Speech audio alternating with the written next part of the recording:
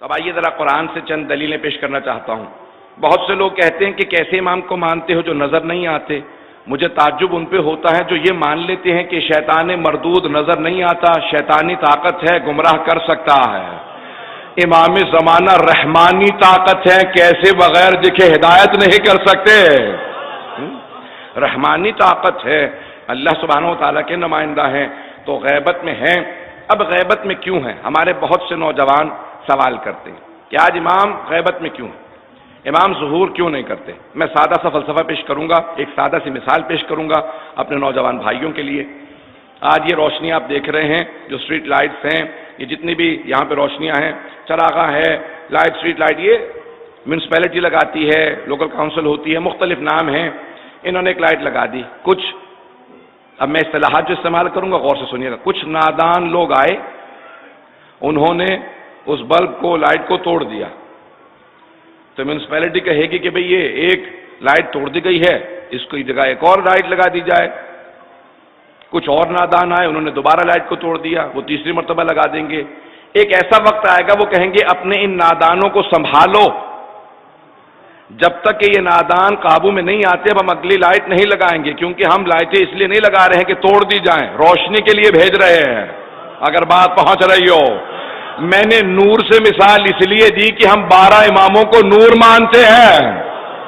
اللہ نے علی ابن ابی طالب جیسے 11 امام بھیجے جو معصوم ہیں، حجت ہیں، اللہ کے نمائندے ہیں، ایک کے بعد ایک آتے رہے، نادان لوگ، جاہل لوگ، مغالطہ یا اہل بیت علیہ السلام کے دشمن انہیں شہید کرتے رہے۔ اللہ نے کہا دیکھو تم نے 11 کو شہید کر دیا ہے، میں 12ویں کو آپ سب کے لیے تب تک محفوظ رکھوں گا جب تک کہ آپ میں صلاحیت پیدا نہ ہو جائے اس کی حفاظت کی۔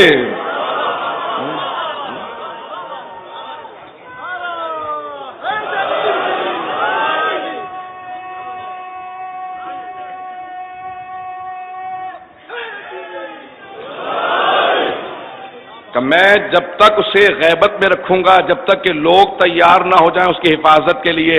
یہ میں نے 11 اس لیے نہیں بھیجے تھے کہ لوگ ان کو شہید کرتے چلے جائیں، یہ ہدایت کے لیے آئے تھے، میرے سے رابطے کے لیے آئے تھے کہ لوگوں کو مجھ سے مربوط کر دیں، اس لیے نہیں کہ لوگ ان پہ ظلم کریں، لوگ ان کے اوپر مظالم ڈھائیں، مظالم کے لیے نہیں آئے تھے، یہ میرے محبوب ترین ہیں، میں ان پہ ظلم نہیں دیکھنا چاہتا، اس لیے اس نے 12ویں امام علیہ السلام کو غیبت میں رکھا ہے۔ عزیزان گرامی، اگر آپ سے کہیے عجیب و غریب غیبت کا فلسفہ میں پیش کرنا چاہتا ہوں تاکہ ہمارے تمام مسلمانوں کے دل صاف ہو جائیں، وہ شک نہ کریں کہ اگر کبھی دیکھیں کہ غیبت کا نیا تصور نہیں ہے، یہ قرآن کا تصور ہے۔ غیبت 2 طرح کی ہوتی ہے، سننا پسند فرمائیں گے؟ غیبت 2 طرح کی ہے، ایک غیبت کہ انسان آنکھوں سے غائب ہے، یعنی اگر یہاں سے گزرے نظر نہ آئے، یہ غیبت ہے۔ دوسرے یہ ہے غیبت کہ یہاں سے اگر کوئی گزرے دیکھنے میں آئے، پہچانا نہ جائے، یہ بھی غیبت ہے۔ جناب یوسف کے بھائی انہیں دیکھ رہے تھے، پہچان نہیں رہے تھے، جناب یوسف اپنے بھائیوں کے لیے غیبت میں تھے۔ غیبت جناب یوسف ہے، جناب یوسف غیبت میں تھے اپنے بھائیوں کے لیے، یہ غیبت کا تصور نیا نہیں۔ جناب ابراہیم علیہ السلام نمرود اور اس کے تمام لشکر کے لیے، فوج کے لیے اللہ نے خبر دے دی تھی کہ ایک آئے گا جو تیرے تخت کو الٹ دے گا، وہ بچوں کو مارتا رہا، جناب ابراہیم جوان ہوتے رہے، اللہ نے کہا غیبت میں رکھوں گا تاکہ ابراہیم جب بدلہ لینے کے لیے جائے۔ یہی جناب موسیٰ کے لیے ہے، جناب موسیٰ کو کہا کہ آپ کو میں حفاظت میں رکھوں گا، فرعون کے دربار میں پل رہے تھے، دیکھ بھی رہا تھا، پہچان نہیں رہا تھا، یہ وہی ہے جو میرا تخت الٹ دے گا۔ آج کی ساری جتنی بھی ظالم دنیا کی حکومتیں ہیں وہ سمجھ رہی ہیں، آج ہمارے سے زیادہ عقیدہ ان ظالم ممالک کا ہے جو دیکھ چکے ہیں کہ حق اہل بیت ہی کے ماننے والوں کے پاس ہے۔ سنیں گے، میں بات کو آگے بڑھانا چاہتا ہوں۔ امام علیہ السلام کا جو نظام ہے اس کو سمجھنا بہت ضروری ہے، غیبت کے نظام کو۔ بہت سے انبیاء غیبت میں رہے اور انتظار کرتے رہے۔ انتظار کوئی نیا فلسفہ نہیں ہے، کوئی نیا کانسیپٹ نہیں ہے، کوئی نیا نظریہ نہیں ہے انتظار کا۔ فانتظروا انا معکم من المنتظرین، سورہ ہود کی آیت ہے، انتظار کرو ہم بھی آپ لوگوں کے ساتھ انتظار کرنے والوں میں ہیں۔ سورہ ہود کی آیت ہے، کتنے انبیاء خبر دیتے رہے۔ اور آج سارے مسلمانوں کا نظریہ ہے کہ حضرت عیسیٰ زندہ ہیں، جناب عیسیٰ زندہ ہیں، آسمان پہ اٹھا لیے گئے، چلیں آپ کہیں گے نہیں وہ تو آسمان پہ اٹھا لیے گئے اس لیے زندہ ہیں، تو جناب خضر زندہ ہیں، وہ زمین پہ موجود ہیں، جناب موسیٰ سے پہلے سے موجود ہیں، جناب موسیٰ سے پہلے سے موجود ہیں اور آج تک غائب ہیں، آنکھوں سے اوجھل ہیں۔ قرآن کا ماننے والا لمبی زندگی کا انکار نہیں کر سکتا۔